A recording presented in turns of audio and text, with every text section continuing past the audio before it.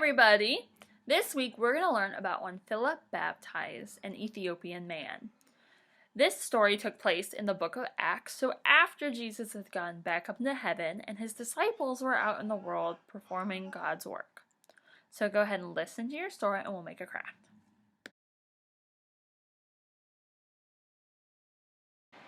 Philip was a Christian who was willing to go and tell people about Jesus. We read about him in the book of Acts in the Bible. Philip and some of Jesus' disciples were telling people in the small towns of Samaria about Jesus Christ, God's Son, and many people believed the good news. Then God sent an angel to tell Philip, "Go this way into the desert. God has something for you to do." Philip listened and obeyed. He wondered why God had sent him to such a lonely place, but he knew that God's Spirit was with him. God wanted Philip to tell someone about Jesus, but who? Soon a very important man from the country of Ethiopia came past on his chariot. He was the boss of the queen of Ethiopia's treasure, and he was reading the words of Isaiah from the Bible. Philip asked the man if he understood the words he was reading. "I can't understand them," he answered, "and I have no one to teach me." So Philip explained to the man from Ethiopia how God had written long ago about his son, and that anyone who believes in Jesus would become a child of God. "I want to get baptized right now to show that I believe in Jesus," the Ethiopian man said. "If you truly believe you can," Philip replied. "I do believe Jesus is the Son of God," the man from Ethiopia declared, so Philip baptized him in the river. So Philip listened to God's word. God's angel and God told him to go out into the desert to do a task. He didn't really know what that task could be. And then in his chariot, the Ethiopian man who was working for the queen of Ethiopia came by, and he was reading the Bible. And that was a sign to Philip that this is who he was supposed to find and who he was supposed to help. So he asked him if he understood what he was reading, and he said no, because he wasn't raised Christian or Jewish. He had no idea what any of this meant. And Philip took the time to explain it to him, and then the man became a Christian and started to follow God's word in the world. This story really rings true in my life. I didn't grow up going to church or anything, and then when I decided I wanted to try to go to church, I didn't really understand what was going on. And people took the time and sat down and explained to me what everything meant and what God's word really was. And that helped me become a Christian and follow God in my life as well. So that's a really important thing for you to remember, that not everyone does know God, and sometimes you can show other people God's word and what God is all about and really make an impact on their lives. So that's what I really want you to take away and remember from this story. So the Ethiopian man was riding in a chariot, which is an old type of transportation that's pulled by a horse or a donkey or an animal like that. So that's what we're going to make today. So here's how you make your craft.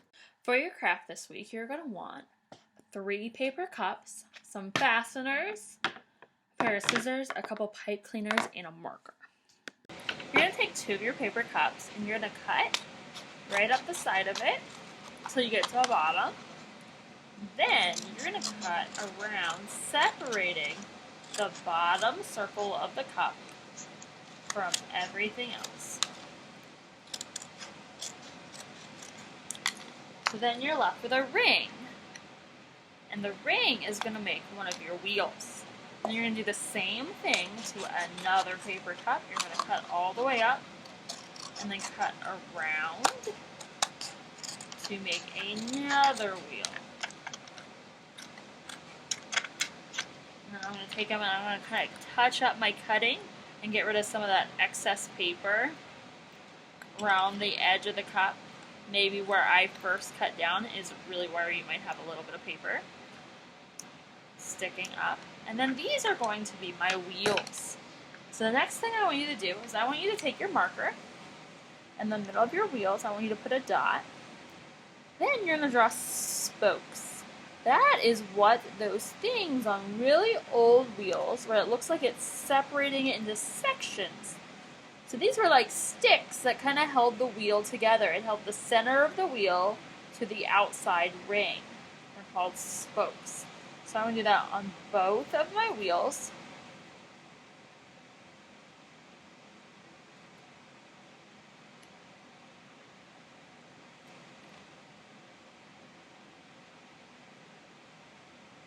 And then I'm going to flip them over, and I'm going to do to that side too.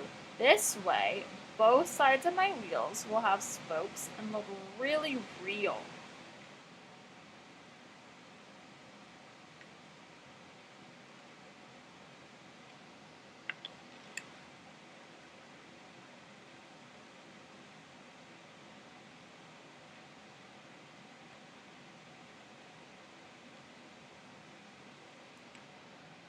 Then I'm going to take one of my fasteners and I'm going to put it through the center of my wheel, and I'm going to make sure I turn it around to make sure that it's going to turn. Then I'm going to take my cup and I'm going to put my fastener into the cup as close to the bottom of the cup as I can. Then I'm going to go on the inside of the cup and turn out the fastener so it doesn't come out. And then I'm going to do the same thing with my other wheel. I'm going to take my fastener, I'm going to put it right through the center. And then I'm going to put it into the cup on the other side. I want to make sure I turn it. And then I'm going to press down and make sure it works. And then, my chariot, the wheels should turn.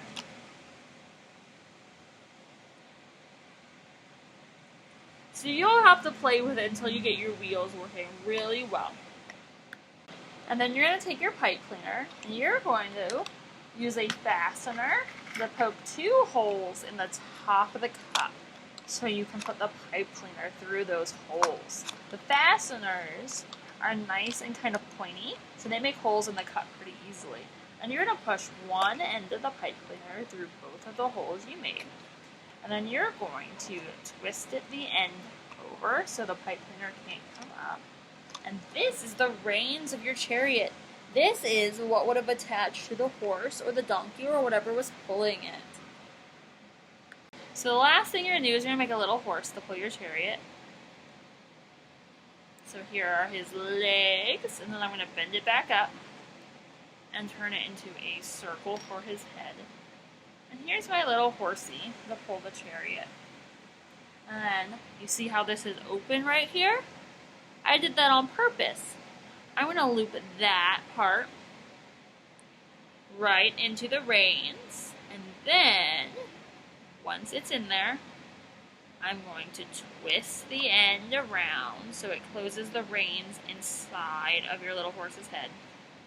And that way they are attached. So I have my horse pulling my chariot. So I hope you had fun making your craft this week. Have a good week, and I'll see you in Summer Sunday School. Bye!